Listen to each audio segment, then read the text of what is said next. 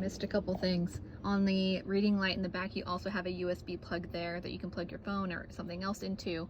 And then across from the lights and the Webasto heater controller, you have the inverter. So when you want to use these two plugs here, which are good for laptops, no high appliances, but you can charge most things there.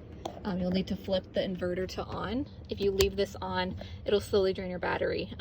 I've used it for internet setup during the day for work and never had an issue with my battery, but it's just a way to save a little bit when you're not using the inverter. This dimmer here does the under cabinetry lights, so you can dim those as well. There are lights underneath the bed here. I mentioned in the listing that these have gone out. I have spoken with Contravans who did the work, and they mentioned if the van's ever back in Colorado, they'll be happy to replace that free of charge. But I honestly like just the kitchen ones being lit up. It's kind of nice to be able to be in the back with lighter lighting on versus having the whole under cabinetry lit up. So that's up to you.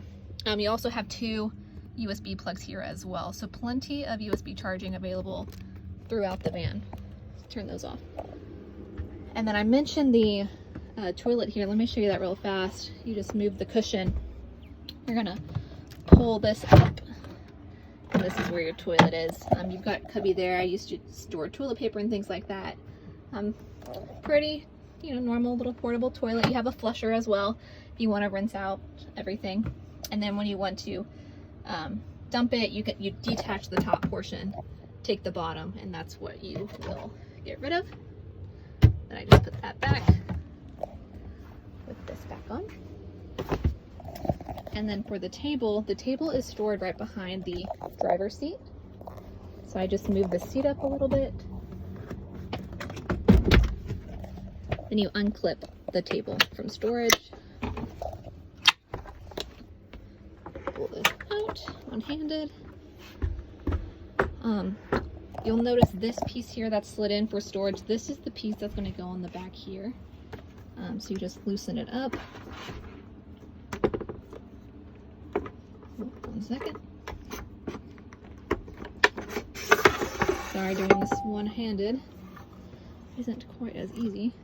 You want this part on top to attach the table to, and it just slides right on. So you're just going to slide this piece directly on top of here to whatever level you would like it at.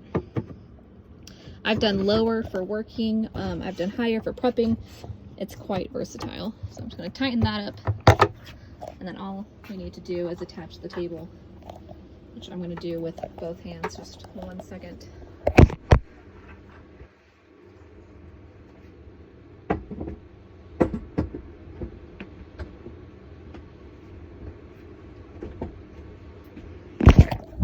So I've got the table sitting on the mount here. You just tighten that up when you're done. And this swivels, pretty well inside and outside. You could have it butted up here to keep out of the way. So you've got a table here. You can move your passenger seat up for working and extend the table out. And then I've also done it to where I push it to the outside when it's at its lowest setting. It's a pretty good height for outside prepping and things like that. So really happy with the table. And I've also done where, like this, you can have someone sitting there and eating, as well as someone sitting there with the passenger seat pulled up a little bit.